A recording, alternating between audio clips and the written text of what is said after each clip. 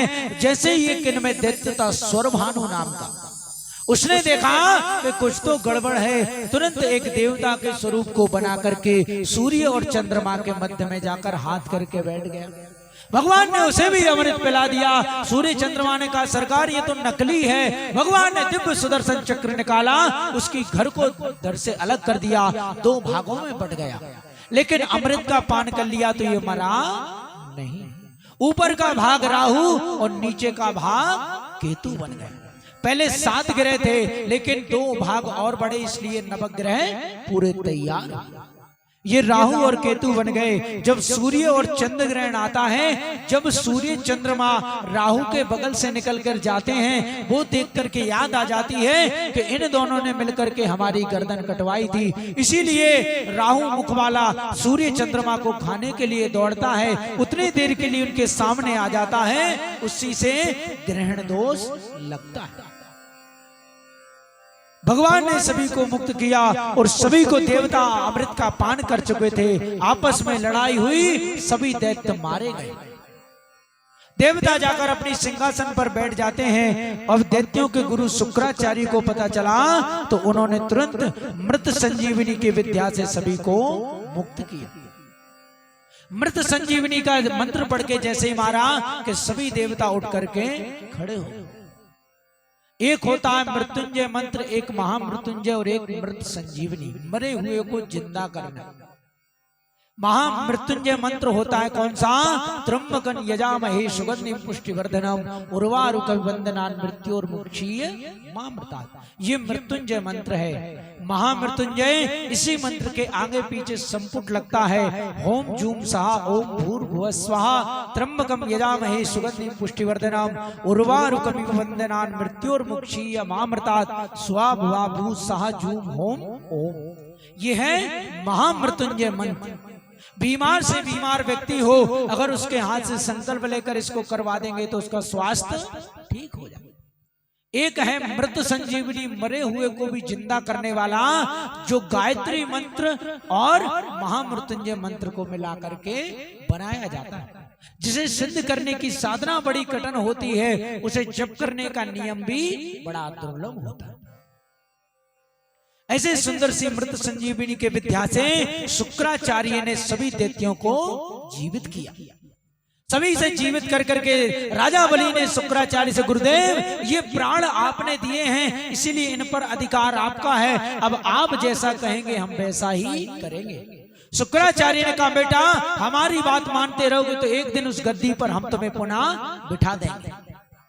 उन्होंने कहा महाराज बिठा देंगे, लेकिन उन्होंने कहा देखो मेरे पास सब देवताओं की काट है, छोटी से छोटी, लेकिन नारायण भगवान की कोई काट नहीं। इसीलिए नारायण ब्राह्मण हैं और तुम ब्राह्मणों की सेवा करो, उससे वो अधिक प्रसन्न हो जाते हैं। अब क्या था, अब तो राजा बलि दंडवत करने लगे, प्रणाम करने लगे, दान दक्षिणा देने लगे। सभी ब्राह्मण प्रसन्न हो गए और राजा बलि से कहा राजा बलि कुछ मांगो। राजा बलि ने कहा महाराज मुझे कुछ नहीं चाहिए, ब्राह्मण देवता तुम्हारा आशीर्वाद है, इतना ही बहुत है, और हम लेकर क्या करेंगे। उन्होंने कहा हम तुम्हें ऐसा तेजोमय रथ निर्माण करके देंगे कि उस रथ पर तुम बैठ जाओ, त्रिभुवन में तुमसे कोई उसमें युद्ध में नहीं जीत पाएगा। सभी देवताओं ने मंत्र के द्वारा एक दिव्य रथ प्रदान किया, राजा बलि को दिया। राजा बलि उस पर बैठ करके पहुंचते हैं, स्वर्ग पर आक्रमण करते हैं। इंद्र गद्दी पर बैठे बैठे कहते हैं भैया ऐसा कौन सा तेज निकल रहा है, ऐसे लग रहा है जैसे हजारों सूर्य एक साथ प्रकट हुए। उनके गुरु बृहस्पति ने ध्यान धरकर देखा, उन्होंने कहा इंद्र इस समय राजा बलि का त्रिभुवन में कोई सामना नहीं कर सकता, ये तुम्हारा बस एक ही काम है, इस गद्दी को छोड़कर भाग जाओ, अपने प्राणों की रक्षा चाहते हो। इंद्र गद्दी को छोड़कर भाग गए। तुरंत राजा बलि ने उस स्वर्ग की गद्दी पर अपना आधिपत्य स्थापित कर लिया। शुक्राचार्य ने कहा बेटा इस गद्दी पर बैठने के लिए 100 यज्ञ करना पड़ते हैं, गद्दी तो तुम्हें मिल गई लेकिन अपना बहुमत सिद्ध करो, 100 अश्वमेध यज्ञ करोगे तभी यह गद्दी तुम्हारी होगी। नर्मदा जी के घाट पर एक से एक बड़े बड़े यज्ञ होने लगे। उधर सभी देवता चिंतित थे, अगर यज्ञ पूरे हो गए तो राजा बलि इंद्र की गद्दी पर बैठ जाएगा। उधर देवताओं की माता अदिति मैया बेचारी बहुत दुखी है, कि मेरे बच्चे बनवन की ठोकरें खाते हुए गुफाओं में छुप करके बैठ रहे हैं। कश्यप बाबा से कहा, कश्यप ऋषि ने कहा कि देवी एक व्रत बताऊंगा, उस व्रत को तुम करोगी तो तुम्हारे गर्भ में साक्षात भगवान पधारेंगे। अदिति मैया ने कहा कौन सा व्रत है? कश्यप बाबा ने कहा फाल्गुन स्यानयामाले पक्षम द्वादश पयोव्रता। कहा देवी फाल्गुन के महीना में शुक्ल पक्ष में प्रतिपदा से लेकर द्वादशी तक 12 दिन तक दूध का पान करके जो व्रत रहता है उसके सुंदर संतान उत्पत्ति होती है। लेकिन कहते हैं इसका नियम बहुत है, केवल 12 दिन तक काली गाय का दूध पान करना और कुछ भी चीज नहीं खानी, शुद्धता से रहना, पवित्रता के साथ रहना, भगवान का भजन करना, कभी किसी से लड़ाई झगड़ा मत करना, किसी की निंदा मत करना, ऐसा विचार बनेगा। और काली गाय का 12 दिन तक अगर दोनों टाइम दूध पियोगी, ना कोई फलाहार लेना, ना फल का आहार, ना भोजन, केवल दूध ही दूध, अगर उसका तुम पान करोगी तुम्हारे यहाँ बहुत सुंदर संतान उत्पन्न हो। अदिति मैया ने वही किया, काली गाय के दुग्ध को फाल्गुन शुक्ल पक्ष प्रतिपदा से लेकर द्वादशी पर्यंत उसका पान किया। उस व्रत के प्रभाव से उनके गर्भ में एक बालक आया और कालांतर में उस बालक का जन्म हुआ। भाद्रपद का महीना आया, शुक्ल पक्ष द्वादशी की दिन आया, अभिजित मुहूर्त आया, मध्याह्न के 12 बजे अदिति मैया के गर्भ से वामन भगवान प्रकट हुए। बोलिए वामन भगवान की। इनका वामन भगवान नाम क्यों रखा? कहते हैं इनका जो शरीर था वो वामन अंगुल का था। जैसे 4 अंगुली 4 के ऊपर लगाओ 8, ऐसे ही इतना बड़ा केवल 52 अंगुल का बढ़िया सुंदर सा शरीर। सभी देवता इनके स्वरूप को देखकर मोहित हो गए। वहां कितनी सुंदर झांकी है। तम बटुम वामनम दृष्टा मोदमानेन मर्हसे कर्माणि कारयामासा पुष्ण कर्मे प्रयोजिता। बहुत सुंदर सा बालक हुआ। सभी ने यज्ञोपवीत संस्कार कराया। यज्ञोपवीत संस्कार में इनको स्वयं विधाता ब्रह्मा जी ने प्रकट होकर के कमंडल प्रदान किया। अदिति मैया ने लंगोटी पहनाई, कश्यप जी ने मेखला, सरस्वती मैया ने रुद्राक्ष की माला भेंट करी, भूदेवी ने चरण पादुका, आकाश ने छत्र, कुबेर ने भिक्षा, अन्नपूर्णा ने भिक्षा दी और बृहस्पति जी ने जनेऊ पहनाकर कान में गायत्री मंत्र की दीक्षा देकर के उन्हें यज्ञोपवीत संस्कार पहनाया। अब देखो गुरु दीक्षा का एक नियम होता है, सभी के लिए अलग अलग वर्गों के लिए बताया गया है। ब्राह्मण को 8 वर्ष की अवस्था में यज्ञोपवीत पहन लेना चाहिए, क्षत्रियों को 12 वर्ष की अवस्था में यज्ञोपवीत धारण कर लेना चाहिए, वैश्य को 16 वर्ष की अवस्था में। कदाचित नहीं हो पाता तो विवाह में भी यज्ञोपवीत पहन सकते हैं। जब शादी होती है ना तो उस समय यज्ञोपवीत पहनाया जाता है। तो यज्ञोपवीत पहनने का भी नियम होता है। यज्ञोपवीत पहनने के बाद जिस गुरु ने हमें जनेऊ दिया है, भिक्षा मांगी जाती है अपने घर वालों से कि भिक्षान देहि। उस समय भिक्षा में जो मिलता है सब कुछ लाकर गुरु जी को दिया जाता है। तो वामन भगवान को सब कुछ मिला। इनके गुरु हैं बृहस्पति भगवान। बृहस्पति के सामने ले जाकर रखा। बृहस्पति जी ने कहा बेटा ये नहीं चाहिए। भगवान ने कहा तो क्या लाएं गुरुजी? उन्होंने कहा मुझे त्रिलोक की संपदा चाहिए। वामन भगवान ने कहा त्रिलोक की संपदा कौन देगा? उन्होंने कहा त्रिलोक की संपदा राजा बलि के पास है, तुम राजा बलि के पास जाओ और त्रिलोक की संपदा मेरे पास मांग कर मुझे दान करो। राजा बलि आज तुरंत वामन भगवान राजा बलि के पास जाने लगे।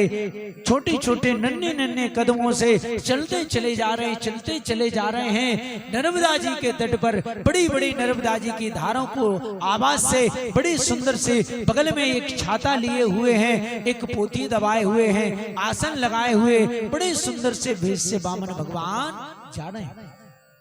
राजा बलि के दरवाजे पर पहुंचने वाले हैं। राजा बलि ने जब दूर से देखा कि कितना सुंदर बालक है, अरे कितना सुंदर अद्भुत है। राजा बलि यज्ञ में बैठे बैठे आहुति डाल रहे हैं, लेकिन जैसे ही दूर से दृष्टि वामन भगवान पर पड़ी तो आहुति देना बंद कर दिया। तेरे द्वार खड़ा भगवान, भगत भर दे रे झोली। भगवान वामन का रूप बना करके आए, कहा हे राजा बलि मुझे भिक्षा प्रदान करो। वामन रूप बना के चलो है छलिया छलवे को, आसन बगल में लेकर के जा रहे हैं। राजा बलि ने देखा, तुरंत ब्राह्मणों से कहा महाराज चलिए चल करके दर्शन कर लें। उन्होंने कहा महाराज यज्ञ चल रहा है। राजा बलि ने कहा यज्ञ तो बाद में कर लेंगे, कितनी सुंदर सी झांकी है, पहले तो मैं दर्शन करूंगा। यज्ञ को वहीं छोड़ करके राजा बलि आए और राजा बलि ने तुरंत प्रणाम किया और प्रणाम करके जैसे ही कहा महाराज आपके मुख पर इतना तेज है कि मैं अपने घर में नहीं बैठ पाया, अपनी यज्ञशाला में भजन नहीं कर पाया। आप बताइए किस लिए मेरे दरबार में पधारे हो? कुछ मांगने आए हो? मांगो, आपको क्या चाहिए? अरे आपका विवाह ना हुआ तो आपके बराबर कन्या देख के मैं आपका विवाह कर दूं।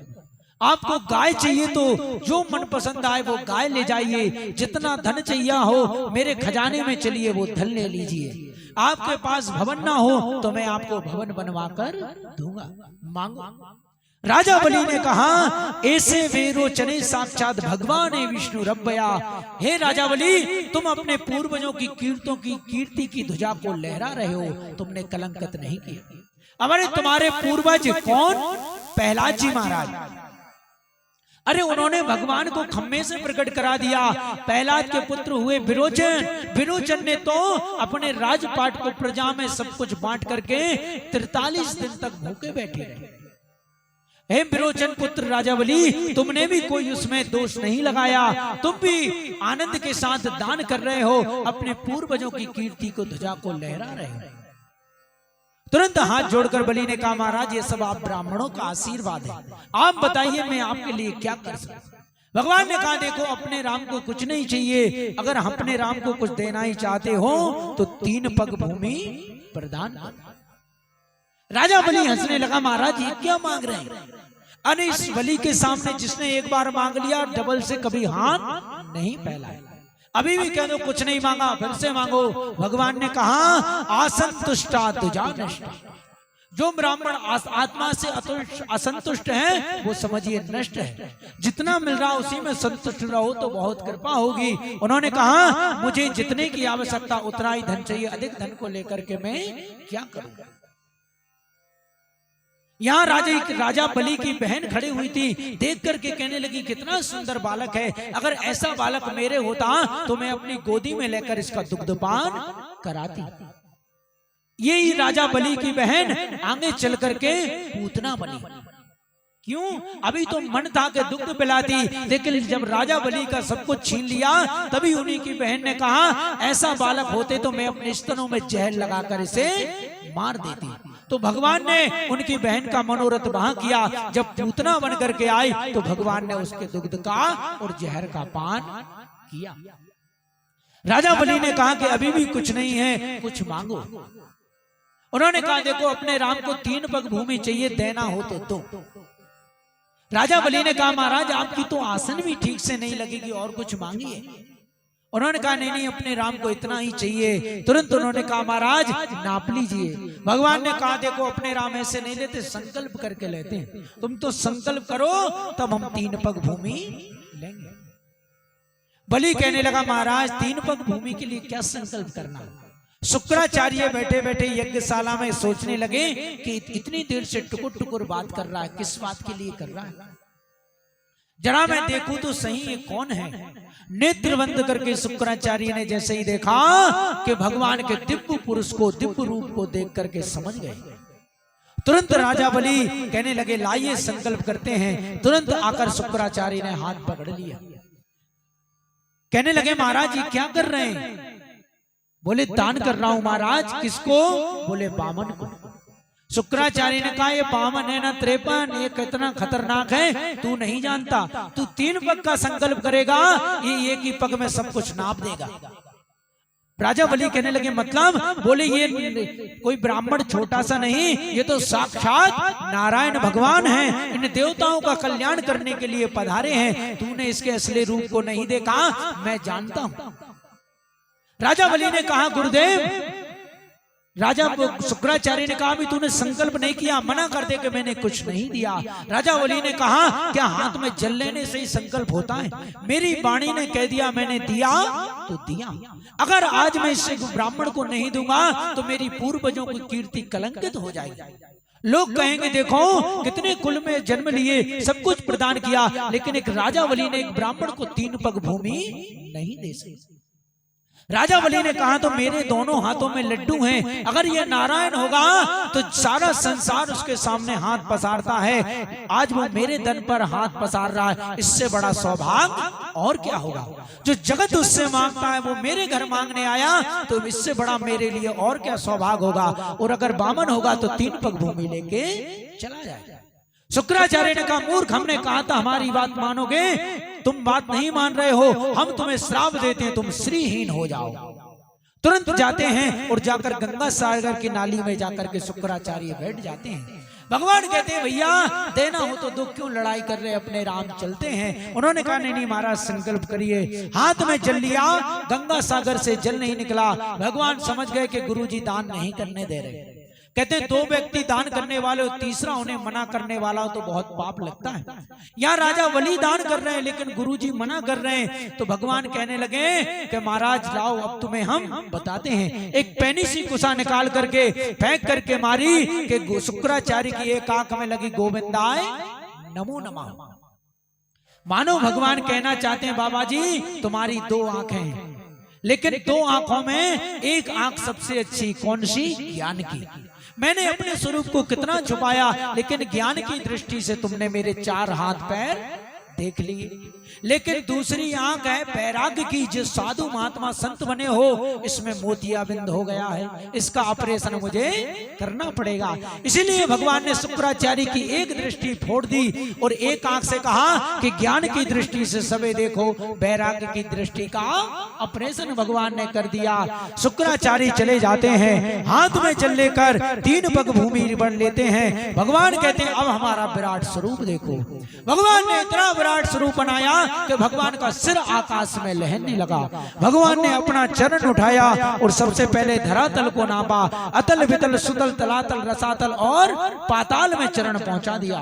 और दूसरे चरण को उठाया, भूर्भुवः स्वः महाजना तपा, और सत्य में जाकर ब्रह्मांड को छेद करके गंगा जी प्रकट हुई। गंगा जी की 4 धारा हुई, शीतक, अलकनंदा, चक्षु और भद्रा। भगवान के चरणों को धुला, तुरंत ब्रह्मा जी ने गंगा जी को कमंडल में धारण कर ली। बोलिए गंगा महारानी की। हमारी पृथ्वी पर जो गंगा जी हैं कौन सी हैं? अलकनंदा नाम की। जब भागीरथी ने तपस्या करी तब भगवान ब्रह्मा जी ने अपने कमंडल से एक बूंद अलकनंदा नाम की गंगा को छोड़ा। भगवान भोलेनाथ ने उन्हें अपनी जटाओं में रखा। जब उन्होंने कहा था कि इस गंगा जी जब भोलेनाथ जब ब्रह्मा के कमंडल से गिरेंगी तो पृथ्वी उनका भार नहीं सह सकेंगी, इतनी तेज गति से आएंगी। तो उस समय भगवान भोलेनाथ से प्रार्थना करी। भोलेनाथ ने अपनी जटाओं को इतने फैला दिया कि गंगा जी खो गई, पता ही नहीं चला। भागीरथ ने कहा महाराज गंगा जी कहाँ है? तो एक जटा को ढीले से प्रकट किया कि गंगा जी आगे बहती हुई चली आई। बोलिए गंगा महारानी की। गंगा जी इतनी तीव्र गति से आगे बढ़ती जा रही हैं और आगे बढ़ती बढ़ते जन्नू ऋषि का आश्रम मिलता है, उस आश्रम को बहा देती हैं। तुरंत हाथ में जल लेकर 3 आचमन में सारी गंगा जी का पान कर जाते हैं। भागीरथ कहते हैं महाराज मेरे पीछे गंगा जी आ रही थी, कहाँ गई?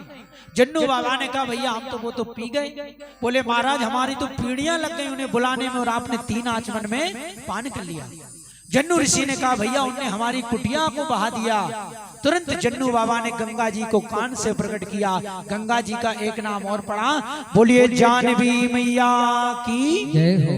आगे बढ़ी, आगे सप्त ऋषि साधना कर रहे थे। गंगा जी कहने लगी इस पृथ्वी के महात्मा बहुत खतरनाक हैं। तो आगे जाके गंगा जी 7 धाराओं में परिणत हो गई और सप्त धारा में बहने लगी, एकदम धार निर्मल हो गई।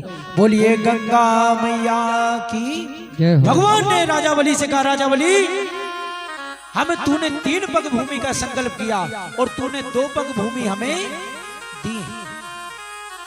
अगर संकल्प करने के बाद कोई दान नहीं देता है तो नरक में गिरता है।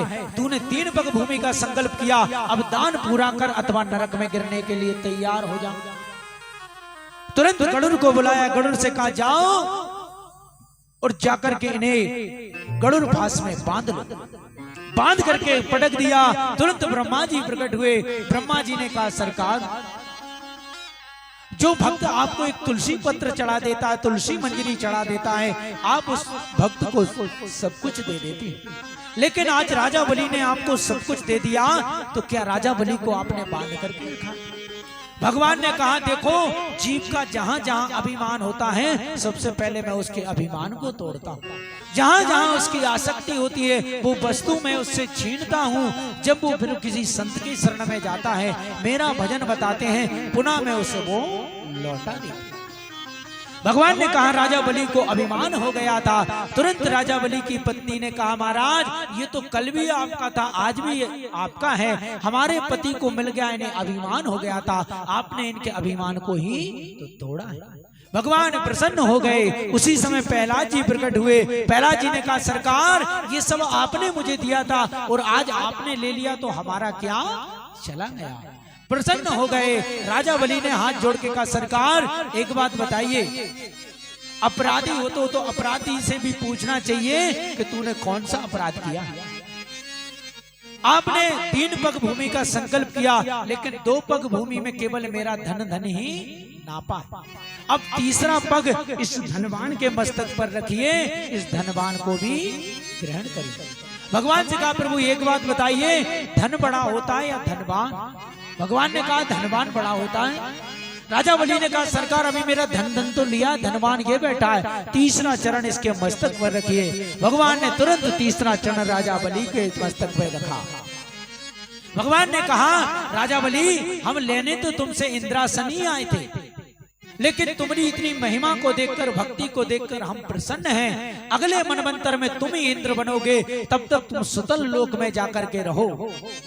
तुम्हारे लिए हम एक सुंदर सा भवन बना करके देंगे। राजा बलि ने हाथ जोड़ के कहा प्रभु, मैं तो रहूंगा, लेकिन मैं कुछ मांग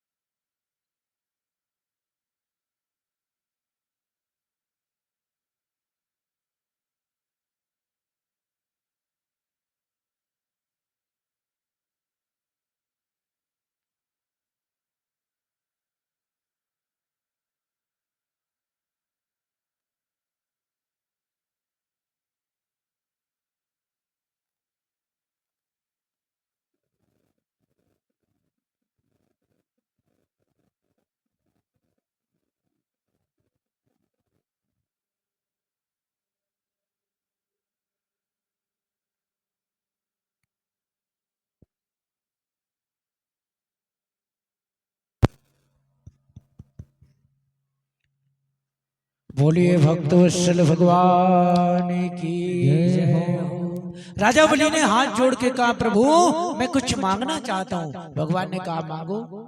राजा बलि ने कहा, सुतल लोक तो मैं जाऊंगा, लेकिन सुतल लोक में मेरा भवन होगा बामन दरवाजे का, और प्रत्येक दरवाजे पर मुझे आपके इसी स्वरूप के दर्शन चाहिए। भगवान ने कहा, राजा बलि तुमने बड़ी हमारी ड्यूटी लगाई। भगवान राजा बलि ने कहा, सरकार मुझे आपका ये स्वरूप बहुत अच्छा लगा, मैं यज्ञ नहीं कर सका, तो जब भी मैं आता जाता रहूं तो आपके इसी स्वरूप के दर्शन करूं। भगवान ने कहा, चलो ठीक, हम तुमसे गद्दी छीनने आए थे, लेकिन अब हम तुम्हारे साथ सुतल लोक चलते। भगवान सुतल लोक में पहुंचे, जाकर के राजा बलि के यहाँ रहने लगे। नारद जी लक्ष्मी जी के पास गए, बोले मैया आजकल स्वामी जी दिखाई नहीं पड़ रहे, कहाँ रह रहे हैं? अरे हम 2-4 चक्कर काट गए, लेकिन पता नहीं कहाँ है। लक्ष्मी जी कहने लगी, एक बार घूमने निकले, लौट कर ही नहीं आए, देखो शेष सैया खाली पड़ी हुई है। नारद जी कहने लगे, हम बताएं? बोले हाँ। नारद जी ने कहा, उन्होंने नौकरी कर ली, आप उन्हें खर्च पानी नहीं देती हो। लक्ष्मी जी ने कहा, कैसे महाराज? कहा, उन्होंने नौकरी कर ली होमगार्ड की। कहाँ पे? बोले राजा बलि के यहाँ। नारद जी ने सारी युक्ति बताई। सावन का महीना आया, पूर्णिमा तिथि आई, सुतल लोक में जाकर लक्ष्मी जी रोने लगती हैं। राजा बलि कहते, क्यों रो रही हो? लक्ष्मी जी ने कहा कि रक्षाबंधन का पर्व है, मेरे कोई भाई नहीं है, इसीलिए मैं रो रही हूँ। राजा बलि ने कहा कि आज से तुम मेरी बहन, तुम मुझे रक्षा सूत्र बांधो। एक धागा लेकर के लक्ष्मी जी ने बांधा। मंत्र बोला जाता है, ऐन बद्धो बलि राजा दानवेंद्रो महाबला, तेन त्वामित बदनामी रक्षे माचल माचला। ये बहन, आज से मैं तुम्हारी रक्षा का वचन लेता हूँ। घर लाए, उन्होंने कहा कि बहन को कुछ उपहार भी देना चाहिए, मैं तुम्हें क्या उपहार दूं? लक्ष्मी जी आते आते रास्ते में बामन भगवान को देखा। लक्ष्मी जी कहने लगी, हम कब से प्रतीक्षा कर रहे हैं और तुम यहाँ दरवाजे पर खड़े हुए हो। लक्ष्मी जी ने कहा, और कुछ नहीं चाहिए महाराज, और तो मेरे पास सब कुछ है, लेकिन एक सेवक की कमी है। तुम्हारे दरवाजे पर एक सेवक खड़ा, वो मुझे बहुत अच्छा लगा, मुझे वो दे दो। राजा बलि मुस्कुराने लगे, कहने लगे, देवी तुम कोई साक्षात साधारण नहीं हो, तुम साक्षात लक्ष्मी हो, क्योंकि तुम उसे पहचान गई, वो नारायण है। आज से तुम मेरे बहनों ही बन गए, जब मेरा मन होगा तो तुम्हें मेरे घर पर आना हो। भगवान ने कहा, राजा बलि जब तुम पुकारोगे हम दोनों आनंद के साथ तुम्हारे घर आएंगे। इस प्रकार भगवान सुतल लोक में राजा बलि को छोड़ करके आए। सुखदेव भगवान कहते हैं, परीक्षित इस प्रकार भगवान आनंद के साथ लीला करते हैं। एक बार एक मनवंतर में सत्यव्रत नाम के राजा मनु थे, नित्य गंगा स्नान करने जाते थे। गंगा जी में हाथ में जल लेकर सूर्य को अर्घ्य दे रहे थे, एक छोटी सी मछली हाथ में। महात्मा ने तुरंत सत्यव्रत मनु ने उसे छोड़ दिया, पुनः जल लिया, पुनः वो मछली हाथ में आ जाती। सत्यव्रत मनु छोड़ने वाले थे, मछली ने कहा, महाराज मुझे इसमें मत छोड़िए, बड़ी बड़ी मछलियां मुझे खा जाएंगी। कमंडल में रखा तो कुछ देर में ही वो मछली बड़ी हो गई। कहने लगी, राजन मुझे इससे बाहर निकालो, मुझे बहुत कष्ट हो रहा है। उन्होंने ले जाकर बड़े से तालाब में रखी, बड़ी हो गई। उन्होंने कहा, मुझे नदी में ले चलो। नदी में रखी कि तुरंत वहां पर बड़ी हो गई। तुरंत हाथ जोड़ के सत्यव्रत मनु ने कहा, तुम साधारण मछली नहीं हो, तुम कौन हो? भगवान उस मछली के रूप से प्रकट हुए। ये भगवान का मत्स्य अवतार है। बोलिए मत्स्य भगवान की जय हो। भगवान ने कहा, हे राजन सत्यव्रत मनु, आज से 7वें दिन समुद्र अपनी सीमाओं को लांघ देंगे, सारा संसार जलमग्न हो जाएगा। इसीलिए पृथ्वी नौका बना करके आएगी, सप्त ऋषि उसमें बैठे होंगे। आप जीव जंतु सभी के बीज लेकर वहां पर पहुंचना, और मैं मछली का अवतार लेकर के आऊंगा। वासुकी नाग को रस्सी समझकर मेरे सिर के ऊपर एक सींग होगा, उस सींग से मांस देना और अनेक वर्षों तक सत्संग करना। जैसा भगवान ने कहा वैसा ही हुआ। 7 दिन के बाद जलमग्न हो गया, जल प्रलय हो गया। पृथ्वी नौका बनाकर आई, सप्त ऋषि बैठे थे, सत्यव्रत मनु बैठे। भगवान मछली का अवतार लेकर के आए, वासुकी नाग को रस्सी समझकर उनके सींग से बांधा। अनेक वर्षों से सत्संग चलता रहा। ये भगवान का मत्स्य अवतार हुआ। अब हम चलते हैं नवम स्कंद में। नवम स्कंद में 12 अध्याय हैं, 24 अध्याय हैं। 12 में सूर्य वंश का वर्णन और 12 में चंद्र वंश का वर्णन। सूर्य वंश में आए राम जी और चंद्र वंश में आए श्याम जी। और यहाँ भी देखो चंद्रवंश और सूर्यवंश की कथा चल रही है, रामायण चल रही है, सूर्यवंश की कथा, और हम यहाँ कृष्ण कथा कर रहे हैं भागवत ये चंद्रवंश की, दोनों कथाएं चल रही हैं। तो यहाँ पर भी दोनों का 12-12 अध्याय में वर्णन किया गया है। तो आइए अपने मन को लेकर के हम सब सीधे अयोध्या जी चलें। कौन कौन चलना चाहता है हाथ खड़े करें। देखो अभी लोग गए थे धूम में, किसी ने दर्शन कर पाए नहीं कर पाए, अब मन के द्वारा चलेंगे। मन की पूजा सर्वश्रेष्ठ, ना खर्च लगे ना दाम, बैठे बैठे यहीं से घूम करके आएंगे सभी लोग। आइए प्रेम के साथ सभी लोग श्री चलते हैं रामलला के दर्शन करने।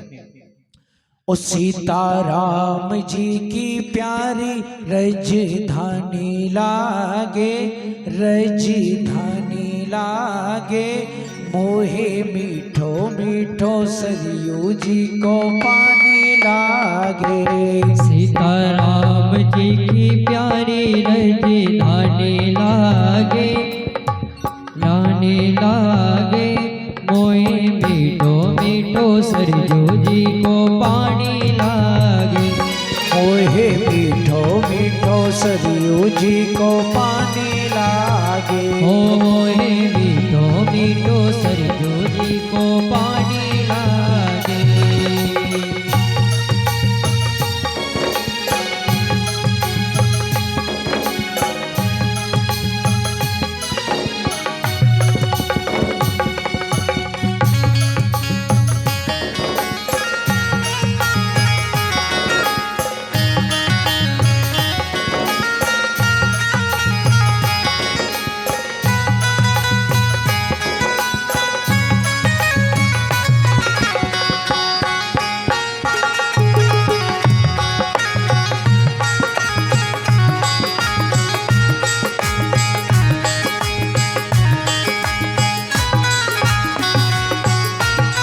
धन्य कौशल्या धन्य कैकेयी धन्य सुमित्रा मैया।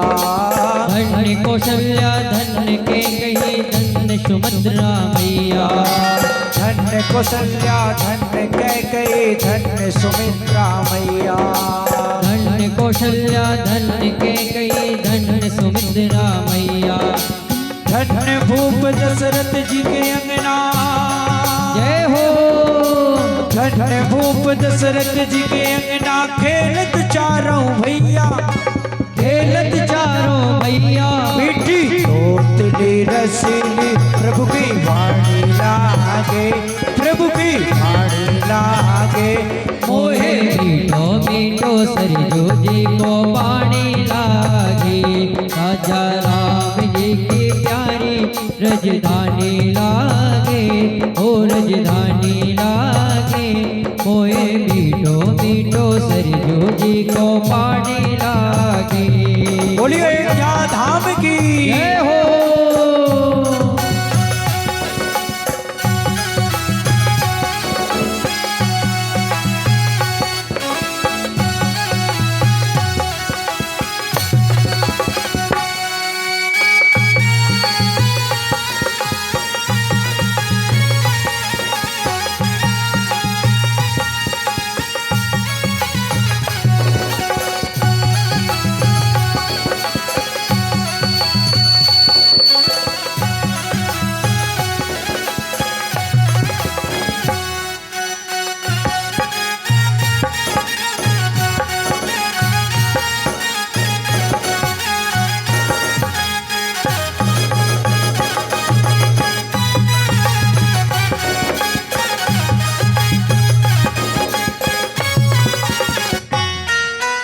छोटी सामनी रंग महल हनुमान गढ़ी अति सुंदर। छोटी शानी रंग महल हनुमान गढ़ी अति सुंदर। अयोध्या जी जाए ये नहीं कि राम जी के दर्शन करो घर भाग आओ, कहाँ कहाँ जाना है भजन में सुनो। छोटी छावनी रंग महल हनुमान गढ़ी अति सुंदर। छोटी साड़ी रंग महल हनुमान गढ़ी अति सुंदर। स्वयं जगत के मालिक बैठे, जय हो। स्वयं जगत के मालिक बैठे कनक भवन के अंदर। ओ कनक भवन के अंदर। देखो सब जगह मिलेंगे सीताराम जी खड़े, लेकिन एक ऐसा मंदिर है अयोध्या जी में, कनक भवन, जहां राम और सीता बैठे हुए हैं। बैठ करके वहां बैठे, अन्य जगह खड़े मिलेंगे, केवल एक ही ऐसी जगह है कि जहां राम सीता बैठ करके कनक भवन में अयोध्या जी। स्वयं जगत के मालिक बैठे कनक भवन के अंदर, हो कनक भवन के अंदर सीता जी की शोभा सुख खाने लागे, सुख खाने लागे। मोहे मीठो मीठो सरयू जी को पानी लागे, राजा राम की रजधानी बड़ी प्यारी लागे, बड़ी प्यारी लागे। मोहे मीठो मीठो सरयू जी को पानी लागे। जय हो।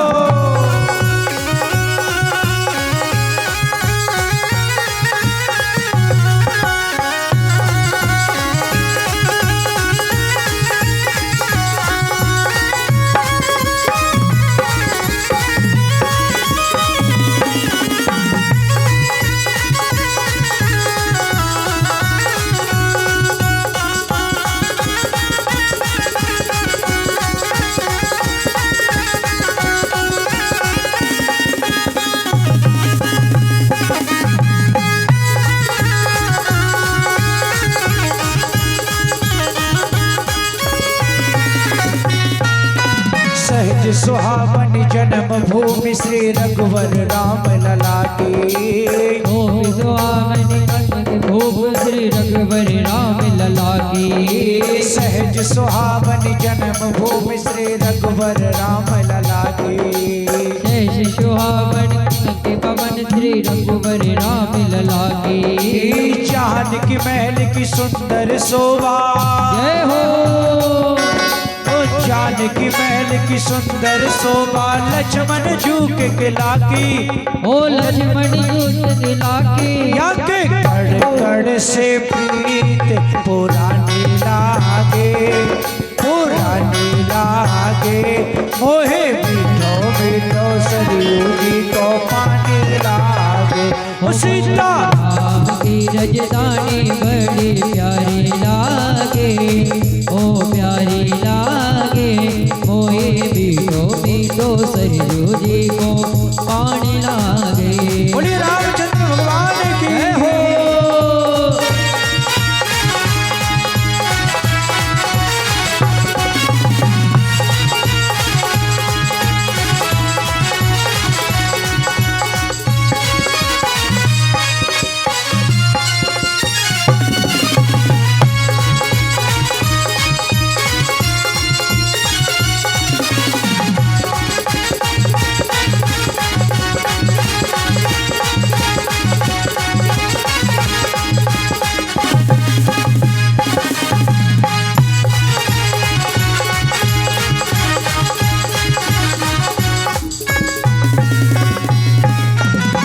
सिया राम दंडवत वैरा मधुरी वाणी बोलो।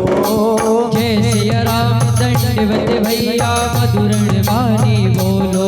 देखो वृंदावन जाओगे तो क्या बोलना पड़ेगा? राधे राधे।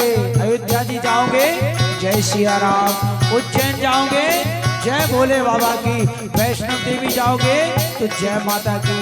और तुम्हारे घर जाएंगे तो हाय हाय और बाय बाय। भैया जिसका खाओगे उसका गाओगे, तो जहां रहोगे उनकी जय जयकार करना पड़ेगी। तो अयोध्या जी में बैठे हैं तो क्या गाएंगे? जय सिया राम दंडवत भैया मधुरी वाणी बोलो। जय सिया राम दंडवत भैया मधुर वाणी बोलो। करत कीर्तन संत मगन बन। जय हो।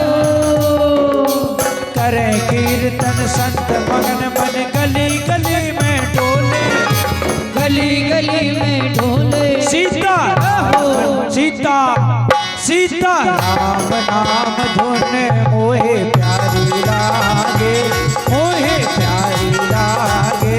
सीता राम जी के प्यारी रजदानी लागे।